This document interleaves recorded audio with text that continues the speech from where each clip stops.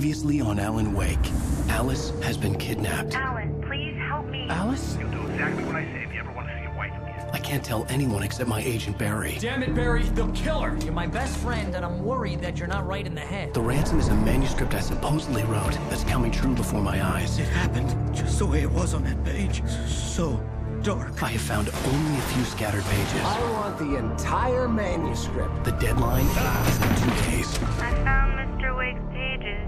Good girl. How the hell did she get her hands on the manuscript anyway? I don't know. She's resourceful. I told you you were too hard on her. Listen, I found out all sorts of interesting stuff while I was digging around. Yeah. Mr. Wake, it's Sheriff Breaker. We have an FBI agent here, Agent Nightingale. FBI? He's anxious to see you. You'd better come to the station. Okay, I'll be right over, Sheriff. Let's make this quick, huh? Help you folks? Name's Randolph. I'm the manager. We're looking for Rose. Works as a waitress down at the diner. Rose, sure. Nice girl. Who wants to know? I'm Alan Wake. The writer, huh? I heard on the radio you were visiting. Well, I'll show you her trailer. That Rose, she's a nice girl. Always pays her rent on time. As I was saying, Al, I found all sorts of weird stuff from the local newspaper's archives. This place is crazy. Disappearances, mysterious deaths, urban legends come true, and get this, most of this stuff takes place around Cauldron Lake. Well, you ain't wrong, mister. The Indians thought the lake was a doorway to the underworld. I'm the God-fearing type myself. I don't hold with that sort of thing. Yeah, okay. Anyway, there was an island there owned by a guy called Thomas Zane. Now, some of the articles I found about him make him out to be a famous writer, but I ran a bunch of searches, couldn't find a single thing he wrote. Zane was heavily into diving, so much so that the place came to be called Diver's Isle. But the volcano under the lake erupted in 1970, and Zane went down with the island.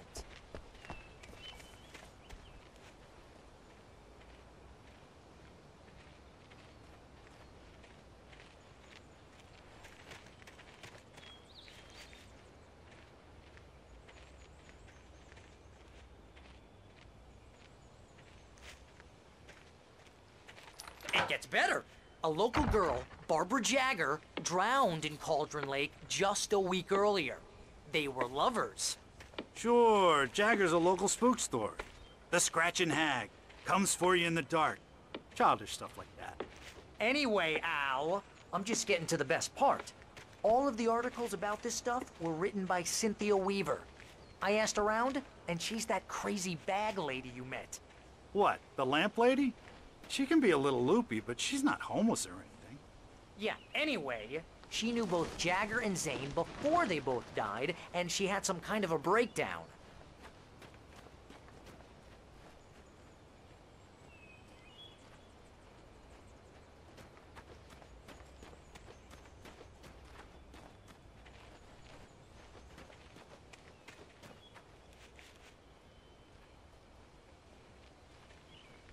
Well, mister, this here's Rose's trailer. You mind me asking what you want with her? We're just here to talk to her, pal.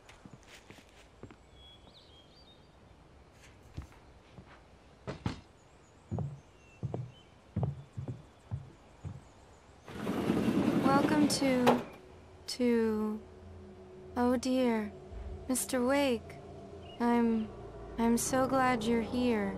Rose, you have my manuscript? Oh. Oh, yes.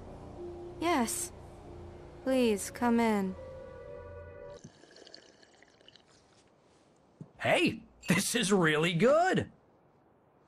Rose, Yes, my manuscript. I really need it. I understand. I know what you need. A muse to inspire you. Oh, for Barry. She doesn't have anything. Yeah, hey, Al? Al, what's...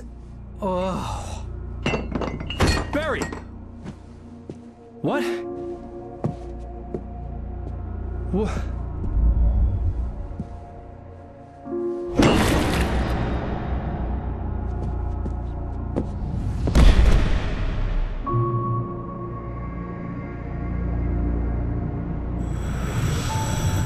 It's coming for you, hiding in my barber's skin.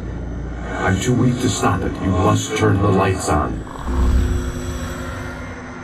I promised I'd come visit you and your lovely wife. You must finish what you started. I insist. You must turn the lights on. Turn the light on. Back to work, boy.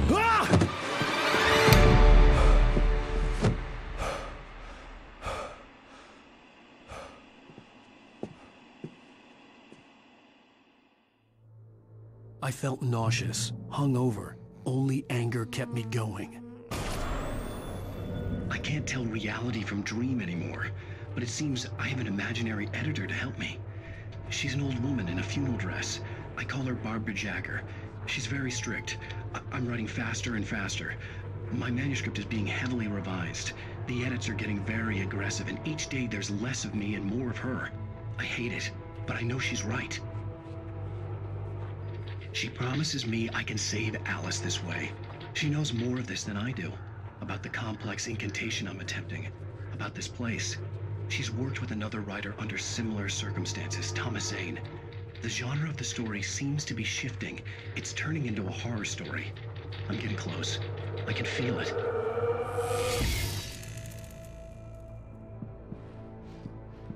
Rose took a day from me. I had less than 12 hours left to meet the kidnapper. All I could do was get Barry into the car, work something out once I got on the road. Welcome to the Oh Dear Diner. What can I get you today? Coffee? I couldn't work up much hate for Rose. Something had used her to get to me and left its mark. First refill is free. Milk and sugar on the counter there. Would you like to hear today's specials? My gun and flashlight were gone. I'd have to find a way to get Barry into the car as quickly as possible. There was no time to waste.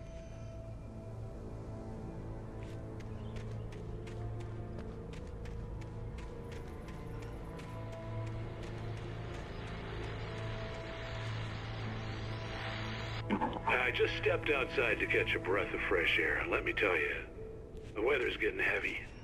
Nights like this make me especially glad I'm here talking to you and not home in bed. Once the weather takes a turn like this, I can't sleep at all. It's all tangled bed sheets.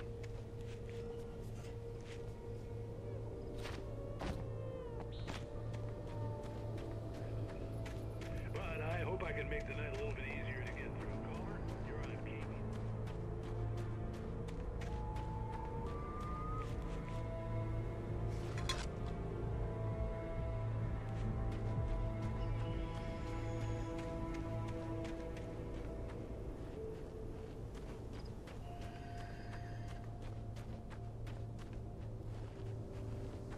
Oh, you're gonna get it now. God knows what you've done to that poor girl. This is Agent Nightingale, FBI! Get him up, Hemingway! You're under arrest! You move a muscle, I'll unload right in your goddamn face! Stay right where you are, Spillane!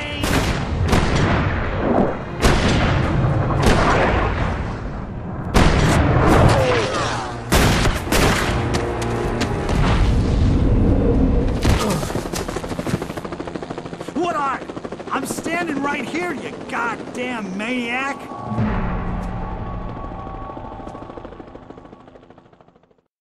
I hated to leave Barry behind, but there was no way I'd miss my appointment with the kidnapper. Give it up, Mr. Wake! Come on! Make it easy! Get after it! Don't let him get away!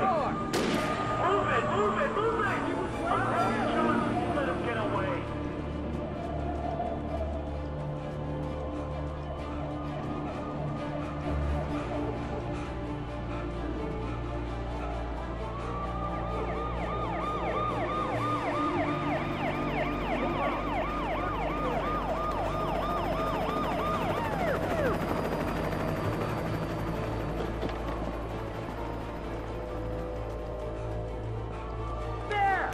We have the suspect in sight!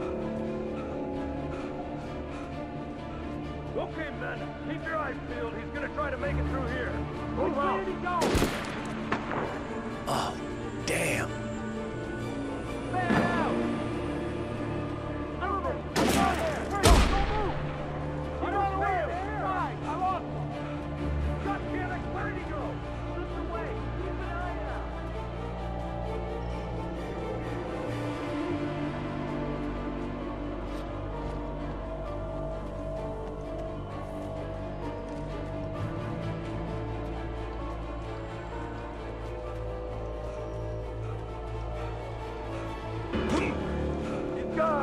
Come on, guys. We need to head him off.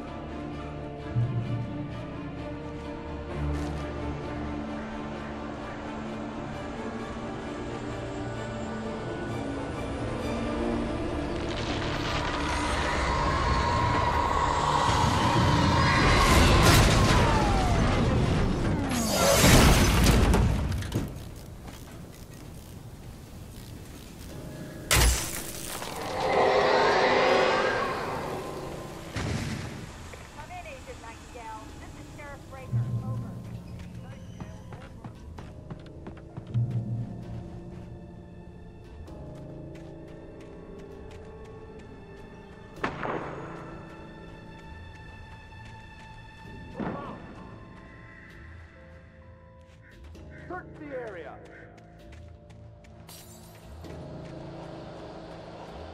Stay sharp. This way.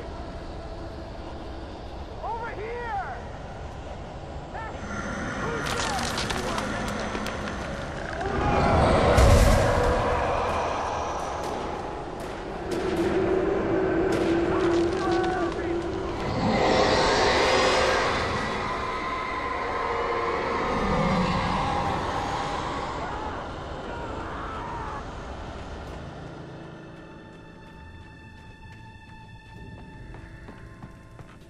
This horror was everywhere I went, circling me.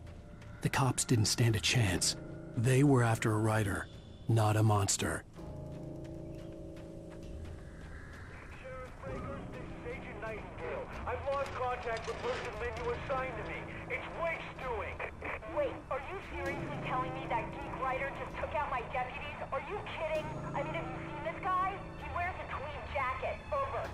He's the guy we're chasing. If it's not him, who then? Bigfoot? Over. I don't know yet, but I'm not in the habit of jumping to conclusions. That tends to come back and bite you in the ass.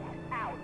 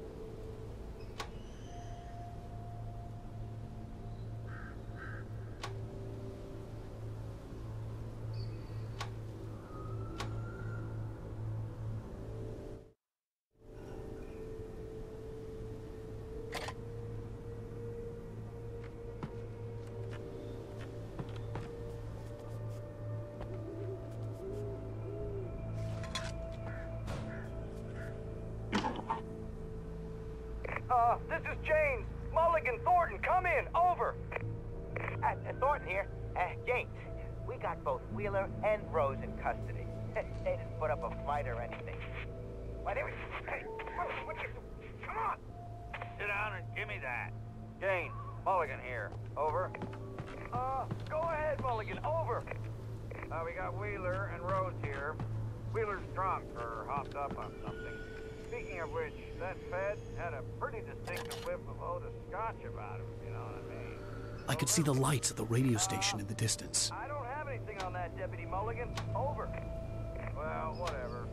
Anyway, Rose is just being plain weird. better get Doc in to take a look at both. Over. Gotcha. You better get them here quickly. The Fed's gonna want to interview Wheeler. Over. Oh, yeah, I'll bet he does. Looks like they have a lot in common. Mulligan out.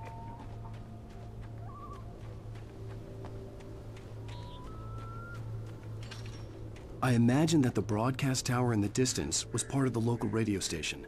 Maine seemed like a decent guy. Perhaps he could give me directions to the coal mine.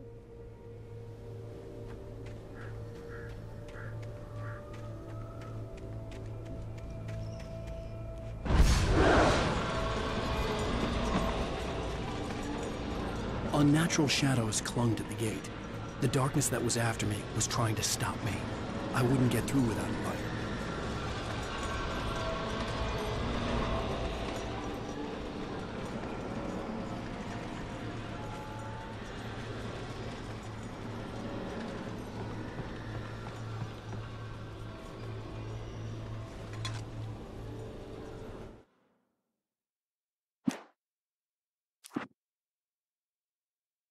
It's true what they say about the fall and the sudden stop at the end. I'd lain here in the snow while the lurid chain of scenes that had led me here kept playing in my head. A rerun of my own private snuff movie, a memory of my corpse, alone at my own wake, thinking in metaphors again. The femme fatale was gone. Only a sour taste remained of the kiss that killed me.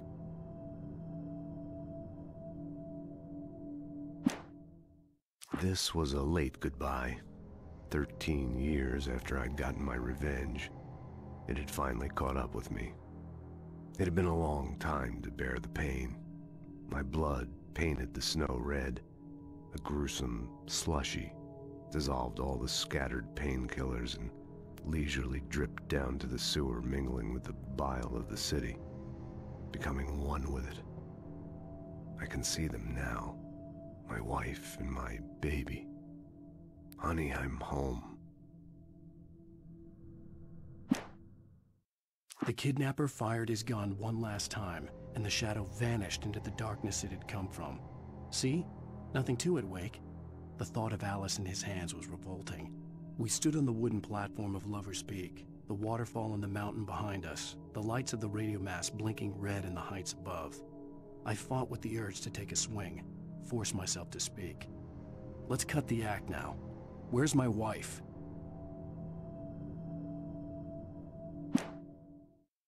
Barry had never gotten along with Alice, but he knew Alan loved her with an almost frightening intensity. And now something had happened to Alice. And here was Al armed with a gun and saying things people got put in padded cells for. It was as if his friend had experienced a massive psychotic episode and was now totally disconnected from reality. It scared the shit out of Barry. The air in the visitor center was heavy with an awful smell, as if some rotten drowned thing had crawled up from its grave. Rusty kept coughing blood.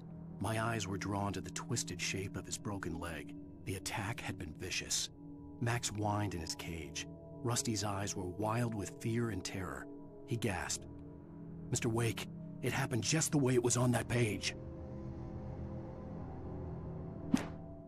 The visitor center was sturdy, but the impact turned the front of the building into splinters.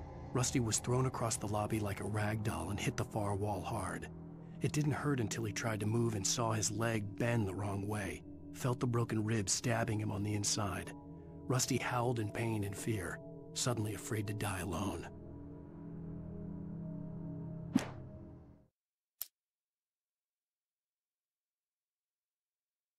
At the last instant, I changed direction and threw myself down. The axe splintered the trunk of a tree. I stumbled into the pool of bright light. My lungs burned. I was too exhausted to move. I tensed as I waited for the killing blow, but it never came. I raised my head. Nothing moved in the darkness beyond. For the moment, bathed in the cold light, I was safe.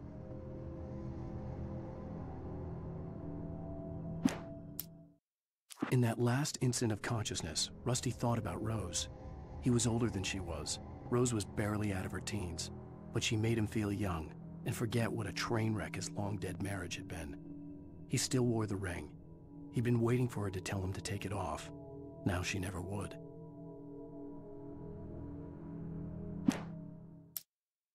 I turned the corner, afraid of what the flashlight's beam might reveal. Suddenly, a roughly painted symbol of a torch glowed in the light. Behind it, hidden by a rock, sat a battered metal trunk. It was here for a reason, packed with supplies, batteries, flares, ammo, things you need to make it through the darkness of the night. Something left behind by someone who knew what I knew, and more.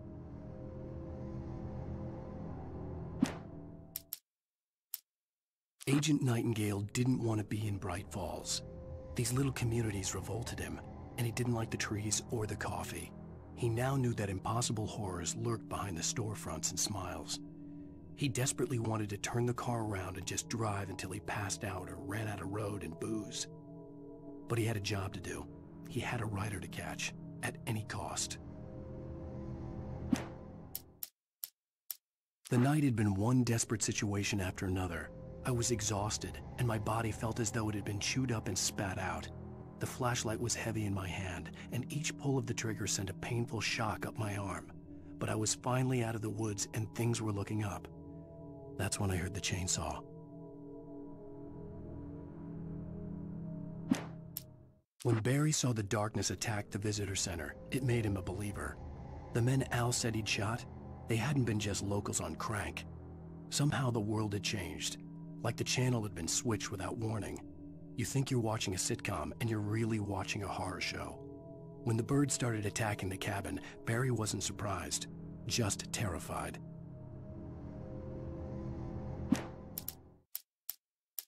Rose knew that Rusty was in love with her, and she liked him too.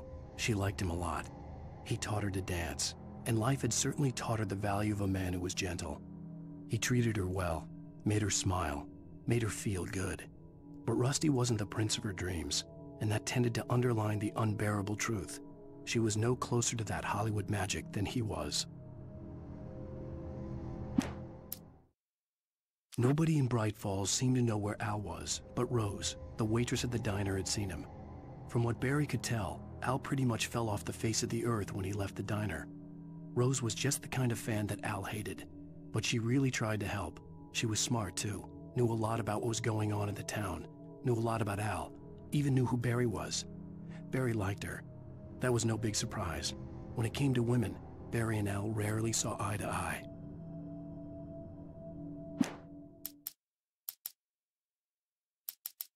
Sarah didn't care about the legal threats Wake's agent had made. She let Wake go without argument, because there was something about him she couldn't quite put her finger on, something that reminded her of her father. She didn't think Wake would hurt his wife. Then she thought about the way he waded into Hartman, that hair-trigger rage flaring up without warning. The logging site was a mess. The modular office had been pushed off the cliff.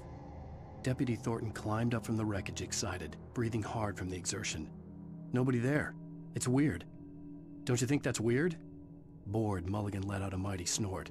Hell, it's always weird, Thornton. Just a question of sorting out what kind of weird it is this time around. Shadows stirred and the wind picked up as I ran through the forest. I felt the dark presence turning its gaze toward me. Then the moonlight was blotted out by dark shadows that raced violently across the ground, moving too swiftly to be natural. Darkness gathered between the trees and melted again to reveal the Taken. No natural path had brought them here.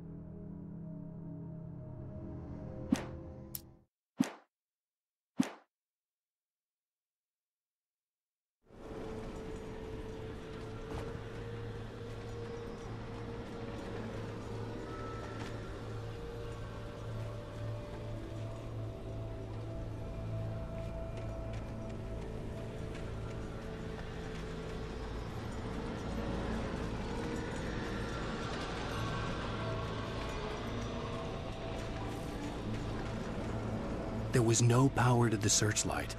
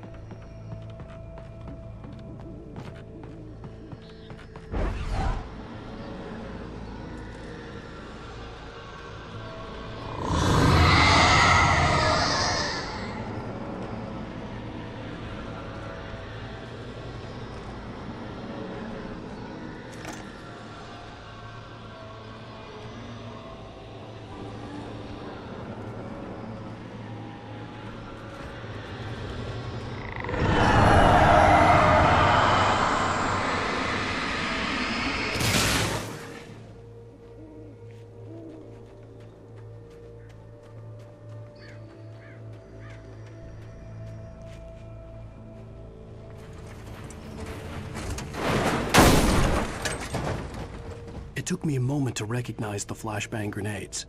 They were an ideal weapon for my situation.